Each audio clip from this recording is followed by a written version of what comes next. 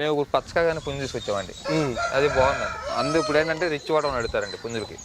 ఆ రిచ్ వాటం కానీ అంతా బాగుందండి. ఇది ఫైటింగ్ బాగుంటుందండి.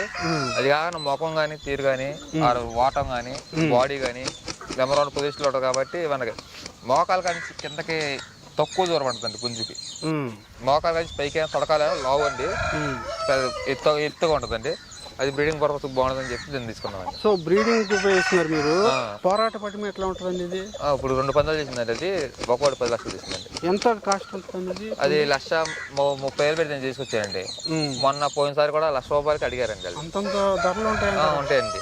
ఇంకా తక్కువ అండి మన దగ్గర. ఇంకా ఇప్పుడు నాది కొత్తది కాబట్టి ఇంకా ₹1,00,000 చెప్పాను. ఇంకా 10 లక్షల పుంజులు కూడా ఉంటాయండి. పెట్టలు ఏ పెట్టలండి? కాగి పెట్టలు అంటారండి. ఇప్పుడు డబల్ బాడీ పెట్టంటేనే మనకి పుంజుల వచ్చే పిల్లలు రెడీగా బాగుంటుందండి.